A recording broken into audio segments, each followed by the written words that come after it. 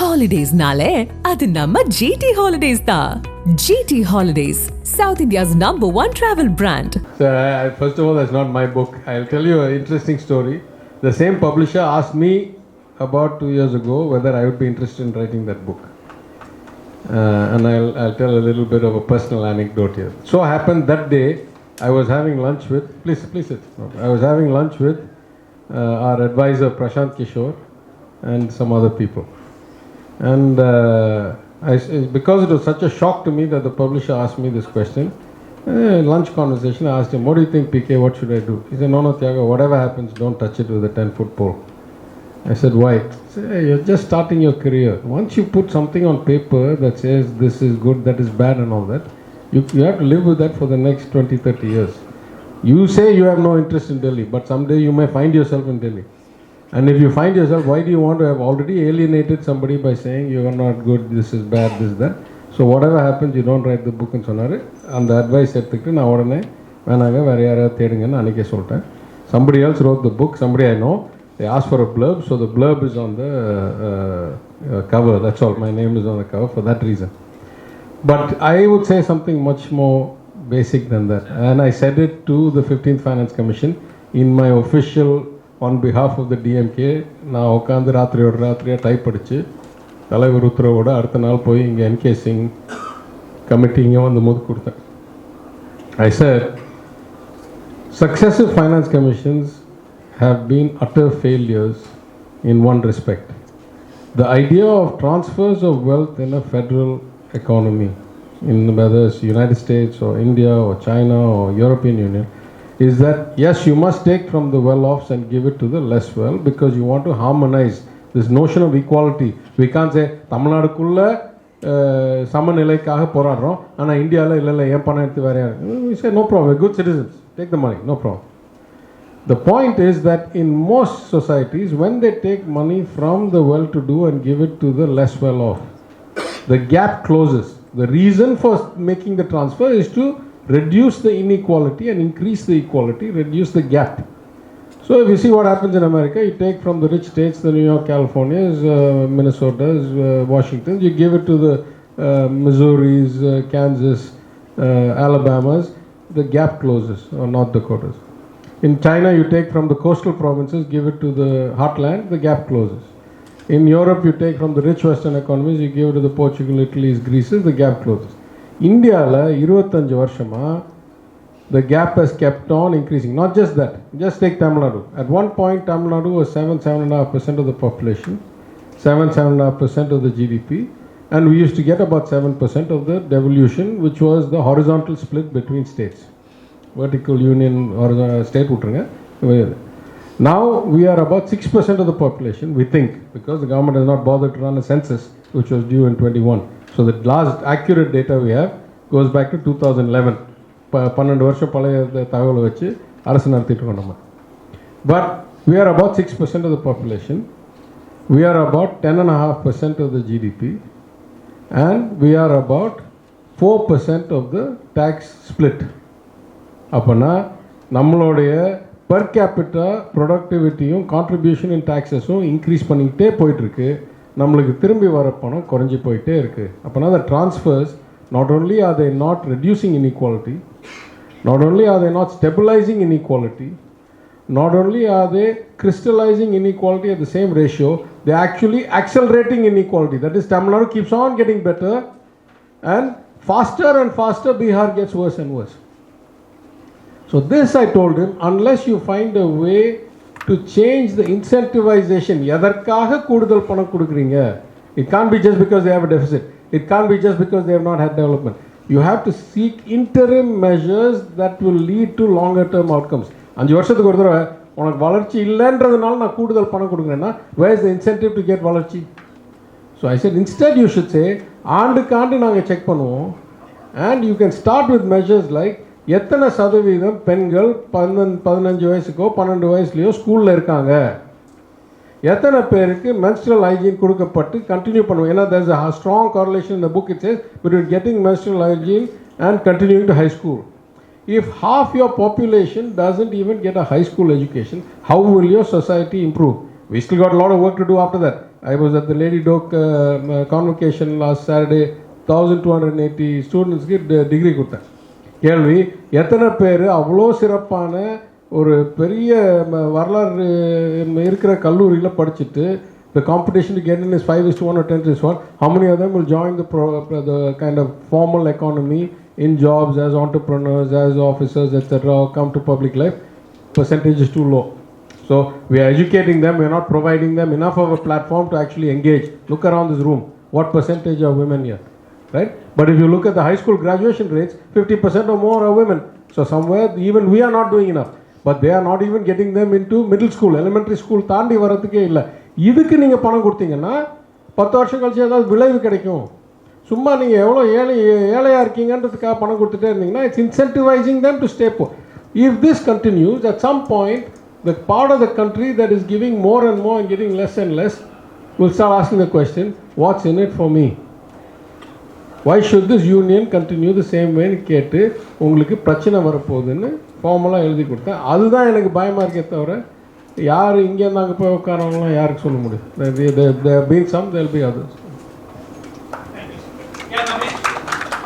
வணக்கம் சார். காமேஷ் தமிழ்நாடு இளைஞர் கட்சி ஜல்லிக்கட்டு டீம். முதல்ல வாழ்த்துக்கள் சார். 1240 கோடி ரூபாய் இன்ட்ரெஸ்ட் கம்மி பண்ணி கொடுத்ததுக்கும் 4.5% டெபிசிட் இது பண்ணதுக்கும் 40,000 கோடி வந்து நம்மளோட கடனை வந்து இன்னும் கம்மி பண்ணதுக்கும் வாழ்த்துக்கள் சார். ரொம்ப சந்தோஷம். So my question is that any ministry யார் எடுத்தாலும் சொல்ற பிரச்சனை என்ன அப்படின்னா, எங்களோட வளர்ச்சியே பண்ண முடியாத காரணம் வந்து நாங்கள் வந்து கொடுக்குற சம்பளமே பட்ஜெட் அலோகேஷன் வந்து சம்பளத்துக்கே போயிட்டு. நீங்கள் வந்து டிரான்ஸ்போர்ட்டாக எடுத்தாலும் சரி, இபியாக எடுத்தாலும் சரி, இன்ஃபேக்ட் வந்து கல்வித்துறையில் இருந்தாலும் சரி, எல்லாருமே வந்து அந்த சம்பளத்துக்கே எங்களோட வந்து ஆல்மோஸ்ட் 80% வந்து போயிடுது. இதுக்கப்புறம் எங்களோட growth கொடுக்க முடியலன்ற மாதிரி ஒரு ப்ராப்ளமாக சொல்லிட்டு இருக்காங்க. இந்த ஹிண்ட்ரன்ஸை ஓவர் கம் பண்ணுறதுக்கு எனி ஐடியாலஜி ஆகுது சார் இந்த ஃபியூச்சர் இயர்ஸில்? ஏன்னா இது government department, government staff, so அதை வச்சு நான் கேட்டுட்டேன்.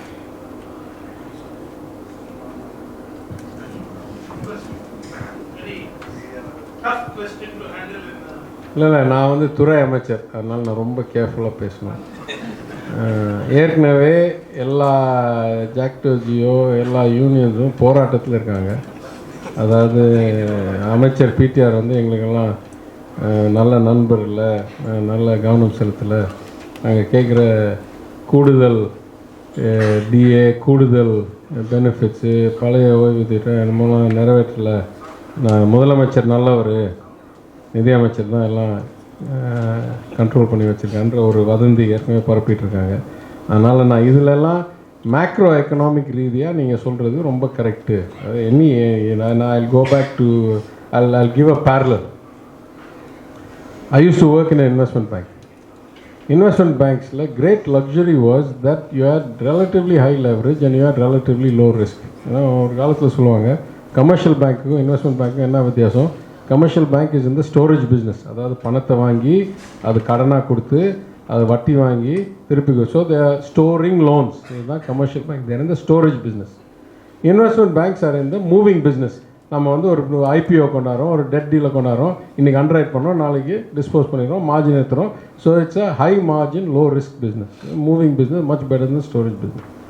Because of that, if you looked at commercial banks, the cost of employees, salaries, bonuses and all used to be 25-30%. Right? There will be other risk management systems, infrastructure, real estate, branches, என்னமோலாம் இருக்கும். And the return on equity will be about 10, 12, 8 இந்த மாதிரி.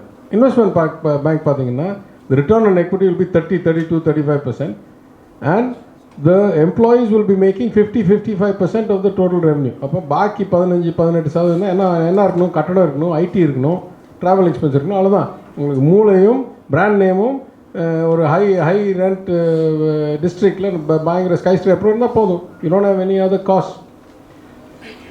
In that business, in the two most people-sensitive businesses that I have seen and I have understood in the world, which is high-end management consulting like McKinsey, etc., or high-end, what used to be in the day before the crisis, pure-play investment banking like Goldman Sachs, Lehman, or Morgan Stanley, etc., more than 50% of the total revenue used to go to employee compensation. That was considered the elite of the elite right? In our government, much greater ratios than that go to the government employees' salaries and pensions. That means the total employee cost is, as you say, a great proportion. Is that a sustainable model or not? The people of Tamil Nadu have to think about. அதுக்கு மேலே நான் சொன்னேன்னா என் பேர் கெட்டு போயிடும், எனக்கு அன்னவசியம் பிரச்சனை. இங்கேன்னு இல்லை, எந்த ஆர்கனைசேஷனுமே எடுத்தீங்கன்னா கூட ஓனர் நல்லவராக இருப்பார், அக்கௌண்டன்ட் தான் கெட்டு பேர் வாங்கிட்டு இருப்பாங்க. So moral the same thing. Yes sir. வணக்கம் சார், என்னோட பேர் எழில்வான், திருநெல்வேலி தென்காசி தெற்கு மாவட்டம் ஒன்றிய கவுன்சிலாக இருக்குது. நீங்கள் சொன்னது போல் ஒரு கவுன்சிலர் லெவலில் தான் பொலிட்டிக்கல் கரியர் ஸ்டார்ட் பண்ணியிருக்கேன். 30% மோட்டிவேட்ஸில் அந்த பர்சனல் கனெக்டில். பட் நம்மளோட திராவிடியன் ஐடியாலஜிஸ்ன்னு பார்க்கும்போது பார்த்தீங்கன்னா, நம்ம வந்து மாநில உரிமை, குடி உரிமை, இப்போ நீங்கள் சொல்கிற பொருளாதார உரிமை பற்றி நம்ம கேட்கும் போதே மற்றவங்க என்ன பார்க்குறோம், நம்ம உடனே ஒரு பிரிவினை டாகோ வேற ஒரு ஷேடை கொடுத்து நம்ம வந்து அந்த ஆர்குமெண்ட்டையோ அந்த நம்மளோட நல்ல கருத்துக்களோட உள்வாங்க மாட்டாங்க. இது நம்ம அவங்க சைட்லேருந்து அதை குறையா பார்க்காம அதை நிவர்த்தி பண்ணுறதுக்கு நம்ம சைடில் நம்ம என்னெல்லாம் ஒரு ஆக்டிவிட்டிஸில் பண்ணால் இந்த விஆர் த இந்தியன்ஸ் இல்லை நம்ம ஆனால் பார்க்கும்போது பார்த்து நம்ம வேற மாதிரி ஒரு டேக் பண்ணுறாங்க. நான் மொழி பற்றி பேசினா நீங்கள் பிரிவினைவாதியா, இல்லை மாநில உரிமை பேசினா பிரிவினைவாதியா, இது ஒரு பெரிய டாபிக் வந்து ஒரு இன்சைட் கொடுத்தாங்க. நான் ரெண்டு பதில் சொல்கிறேன், ரொம்ப சுருக்கமாக பதில் சொல்கிறேன். முதல் பதில் வந்து இது வரைக்கும் மாநில உரிமை பற்றியோ ஜிஎஸ்டியோடைய பிழைவுகளை பற்றியோ இல்லை ஒன்றிய அரசோடைய அத்துமீறல் இன்டு ஸ்டேட் சப்ஜெக்ட்ஸ், அதாவது த்ரூ சென்ட்ரலி ஸ்பான்சர் ஸ்கீம்ஸ், அவங்க ஸ்டேட் சப்ஜெக்ட் கான்ஸ்டியூஷனில் இருக்கிற ஸ்டேட் சப்ஜெக்ட்ஸில் கை வைக்கிறத பற்றியோ இது வரைக்கும் நான் வாழ்க்கையில் என்னெல்லாம் சொன்னேன்னா சேர்த்து வச்சிங்கன்னா அது குஜராத் முதலமைச்சர் திரு நரேந்திர மோடி சொன்னதில் 50% கூட வராது. தெளிவாக சொல்கிறேன். Everything I have ever said on all the subjects of states' rights, avoidance of central intrusion, problems with the GST is less than 50% of the statements made by our Honorable Prime Minister when he was the Honorable Chief Minister of Gujarat. The difference is, as they say in politics, where he stands on the issue depends on which seat he sits. He happened to sit in one seat one day, today he sits in another seat. His stand on the policy has become night and day. At least I've never had the opportunity, so who knows whether my stand will change. I've only sat in one seat, my stand stays the same. Now wait till I'll say the second thing. The second thing is that when I had this problem with the 15th Finance Commission, and then in many debates where people start painting me as somehow not patriotic, saying that I grudge that we give only 1 rupee and get back, we give 1 rupee and get back only 35. I said, that's not what I'm grudging. I am grudging that 65 that you don't send back to me is not being spent usefully, and therefore my fellow citizens who are residing in UP or Bihar or Haryana or Rajasthan are not getting the quality of life that my Tamil brothers and sisters are getting. So I'm saying it as a patriot, I'm not saying it as a pirivanavadi. ஏங்க நம்ம மாத்திரம் முன்னேறணும், ஏங்க என்னுடைய சகோதரர்களை ஹிந்தி பெல்ட்டில் பின்தங்கி வச்சிருக்கிறீங்க, அவங்கள உயர்த்துங்க அப்படின்னு தான் நான் கேட்குறேனே தவிர பணத்தை கூடுதல் கொடுன்னு நான் கேட்கல. Thank you, sir. We'll take one last question. Yes. Sir, Arjun Rajan from Coimbatore. I'm a student. I really loved your speech. It was really educative. What are you studying? Why don't you tell them? I'm going to be studying politics and economics at King's College London next year. So one question I want to ask you from your speech was that you said there's a lot of misdirection, misinformation. And people tend to gravitate towards, big headlines, catchy headlines, and they don't really focus on the important things that matter, the reports, the statistics that you put out. As a politician, how do you think you're going to cut through this kind of cloud of misinformation, and how do you deliver these important statistics to the people who really need to understand them but aren't really qualified or educated enough to understand them? That's a very, very important and incisive question. Listen, the market is efficient. எனக்கு திறமை இருக்குது, நான் நல்லவன், என்னுடைய விளைவு நல்லா இருக்குன்னு நான் சொல்லி யாருக்கு பிரயோஜனம்? Either the people believe it and see it is true and it affects their daily lives, அதாவது அவங்க குவாலிட்டி ஆஃப் ட்ரிங்கிங் வாட்டரோ இல்லை அவங்க ஆக்சஸ் டு ஜாப்ஸோ இல்லை அவங்களுடைய ரேஷன்ஸோ இம்ப்ரூவ் பண்ணுதா இல்லையா அப்படின்னா then I am successful. So I completely agree with you. I say that the art of communication, the art of taking complex or quantitative things and making them accessible to people is the key to political success in the day of social media. Right? If you cannot do that, you don't deserve to continue. I'll put it a different way. On the one hand, I'll say the people get the government they deserve. They vote, right? Whatever outcome they get is what they deserve. If after that it doesn't come out well, who are they going to complain against? If you don't vote, then you have no chance to complain. But if you vote and you get an outcome, even that there are nuances. They'll say, no, but 37% of the vote determines first past the post system is bad. The Hindi belt, they got average of 60. In South India, they got average of 18. But we're still there. There are all nuances. But broadly speaking, at the most granular level, the people deserve the representative and the government they get because they voted, and that's what they get. The flip side of that coin is, if I genuinely am a better performer, a more caring politician, a better execution guy, திருப்பி சொல்கிறேன், மனித நேயமும் செயல்திறனும் எனக்கு இருந்து அதை மக்களிடம் போய் சேர்க்க முடியவில்லை என்றால் எனக்கு தகுதி இல்லை திருப்பி நீடிக்கிறதுக்கு. That's my limitation. So if you want to be a successful politician, beyond these two, you got to have a way of reaching the message to the people in a manner they can absorb it and understand it. And if you can't do it, these two can give you mananiraivu. If you're a believer like me, can give you punyam. Maybe you will increase your credit account with God, but you won't get re-elected. So you have to do that part also exceedingly well. The irony is, many people who can't do number one or number two, who don't have gunam number one or execute at number two, are good at three. So then it's even more imperative on you to find a way to cut through the clutter and get out the... But I would say, I'll end on a positive note. It's much, much easier to do in Tamil Nadu than it is at a pan-India level. Because we have high education, because we have participation of everybody in the economy, because we are 50% urban, because even in the rural areas we have 75% penetration of internet. Let me ask a different question. If WhatsApp University is the way to spread bullshit, basically, that's or false propaganda, why is it that the masters of false propaganda are not able to make serious inroads in Tamil Nadu?